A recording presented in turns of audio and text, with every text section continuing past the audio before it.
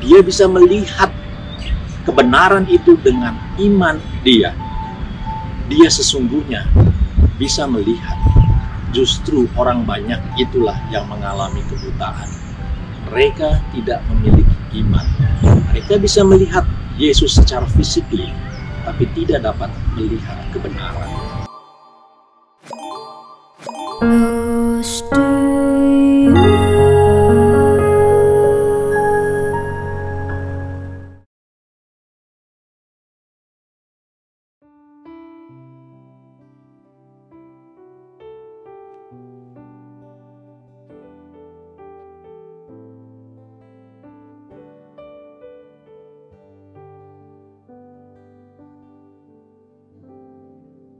Betapa ku mencintai segala yang telah terjadi. Tak pernah sendiri jalani hidup ini, selalu menyertai.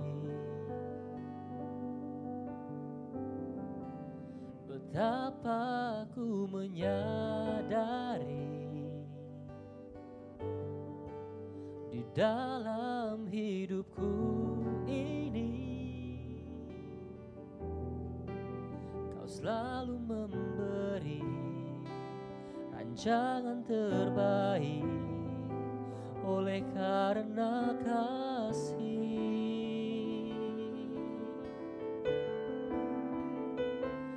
Bapa, sentuh hatiku, ubah hidupku menjadi yang baru, bagai emas yang murni.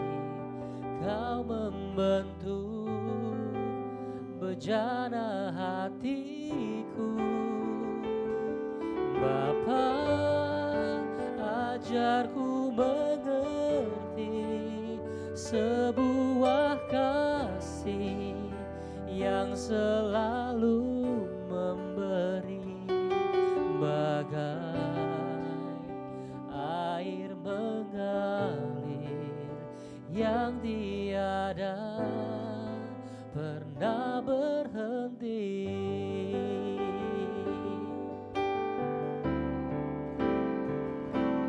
Bapa, sentuh hatiku, ubah hidupku menjadi yang baru, bagai emas yang murni. Kau membentuk bejana hatiku. Bapa, ajarku mengerti sebuah kasih yang selalu memberi, bagai air mengalir yang tiada pernah berhenti, bagai air mengalir yang tiada pernah berhenti.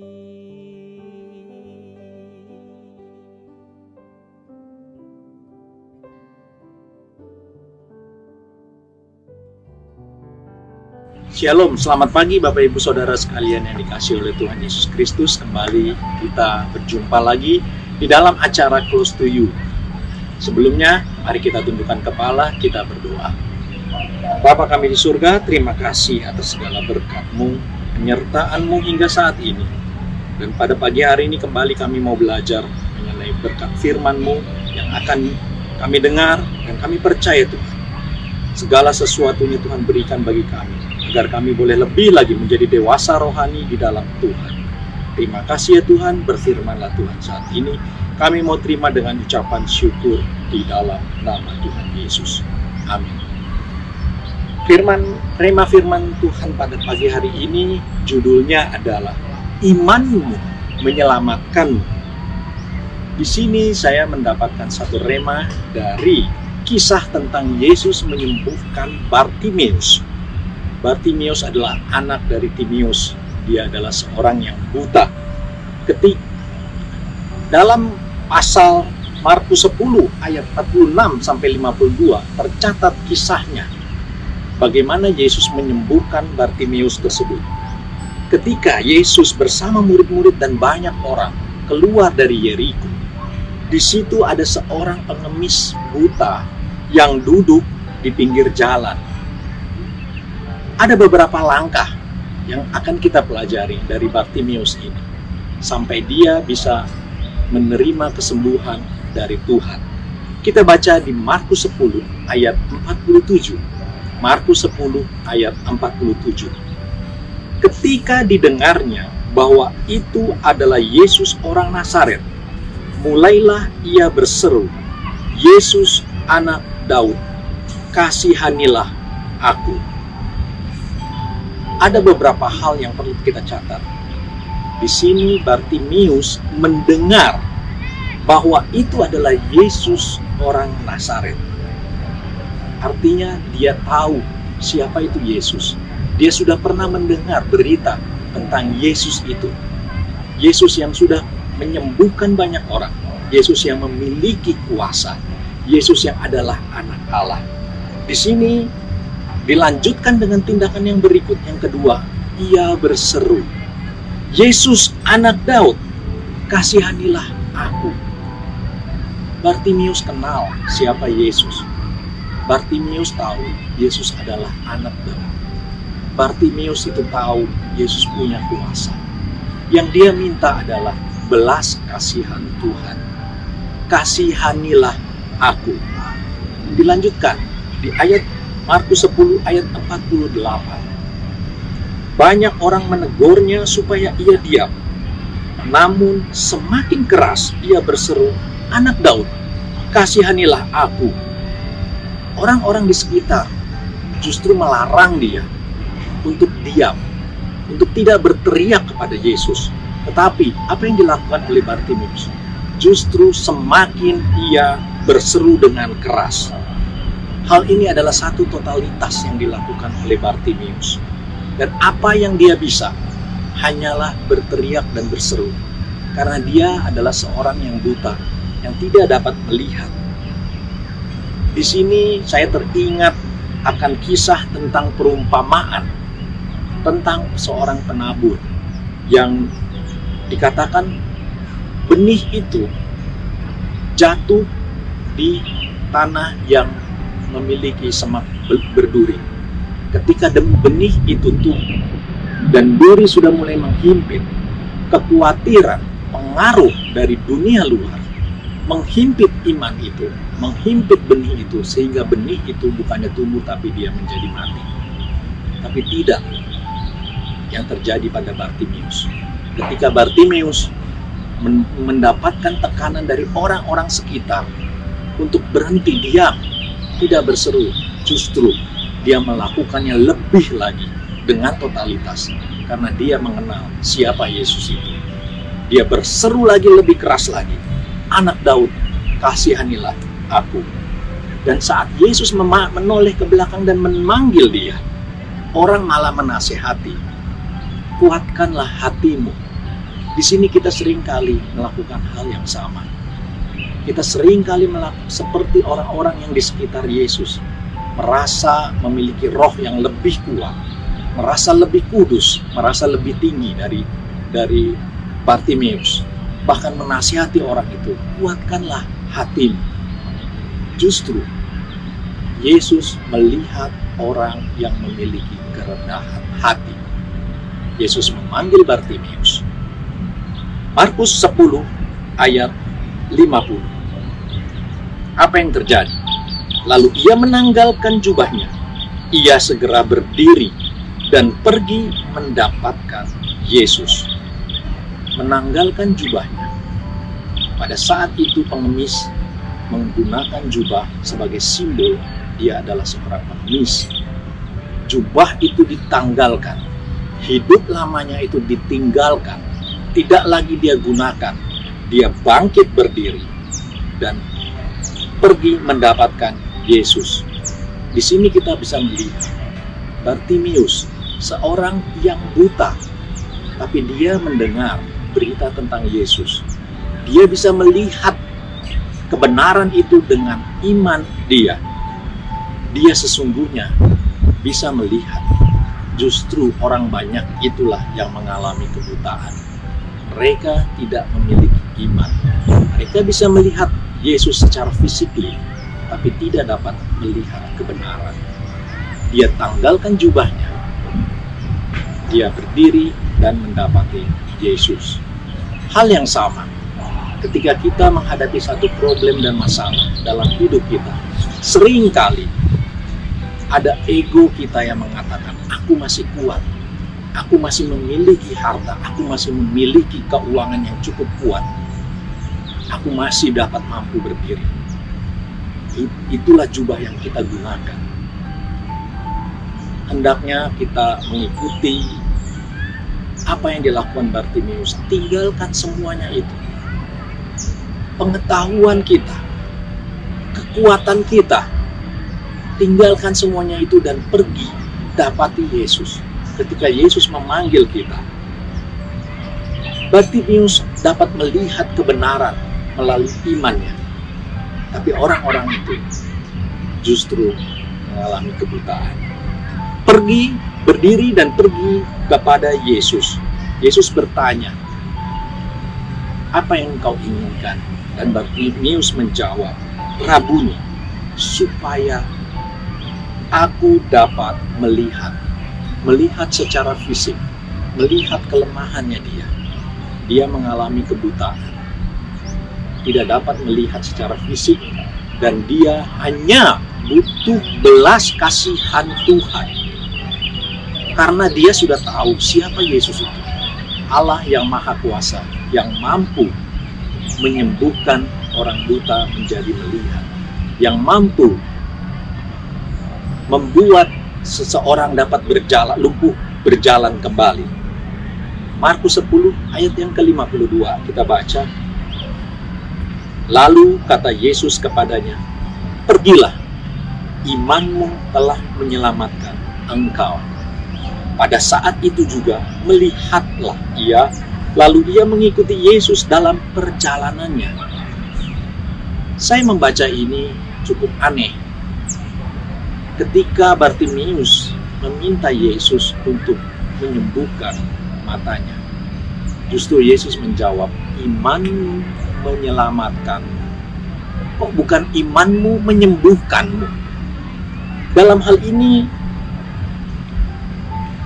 saya teringat dengan perkataan yang sama yang Yesus katakan kepada perempuan yang mengalami pendarahan selama 12 tahun.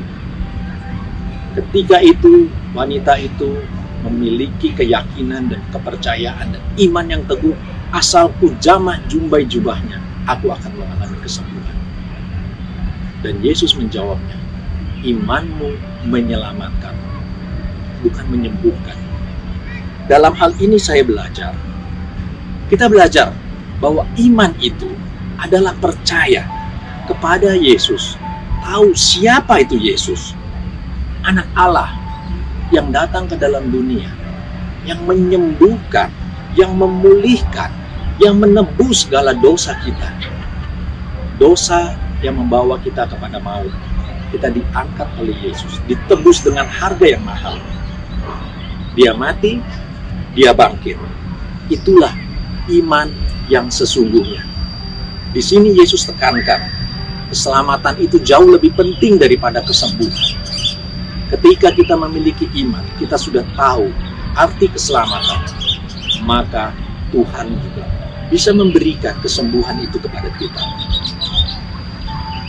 Di dalam Markus 9 ayat 47 dikatakan, lebih baik orang bermata satu tetapi masuk surga daripada bermata dua tetapi masuk neraka.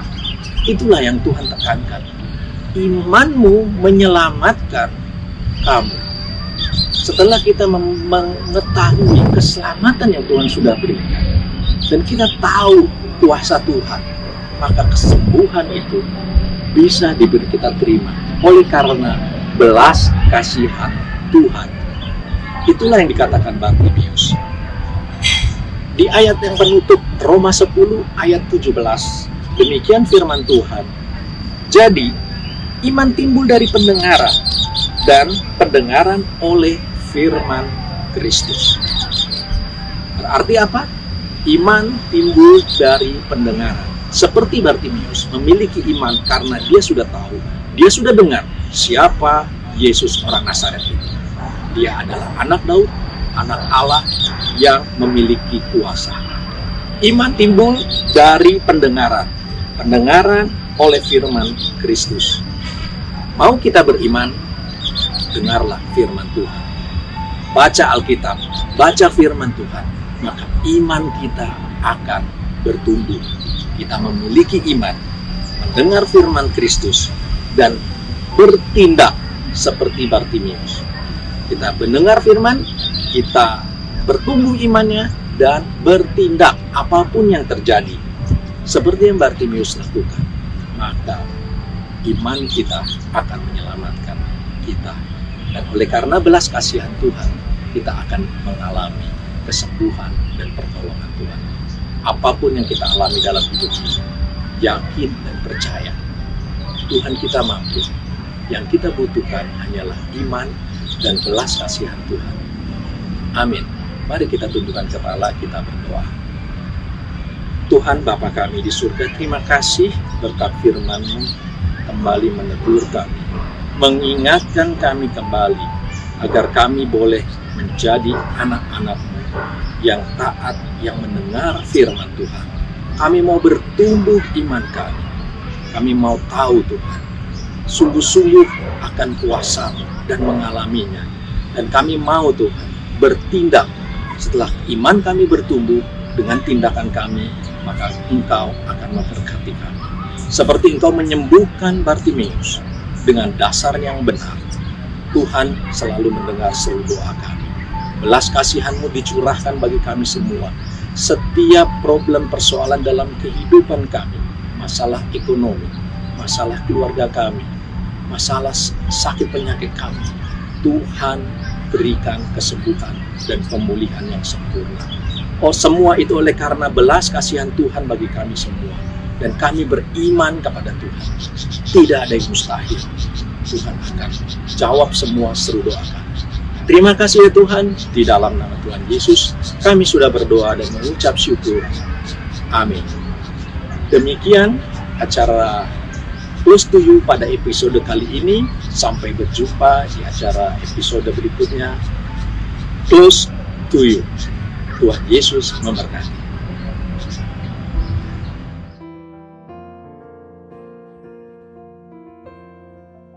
Who compares to you? Who set the stars in their place? You who calm the raging seas that came crashing over me. Who compares to you? You who bring the morning light, the hope of all the earth, is rest assured in your great love. You are magnificent, eternally wonderful, glorious Jesus. No one ever will compare. You are magnificent, eternally wonderful, glorious Jesus. No one ever will compare.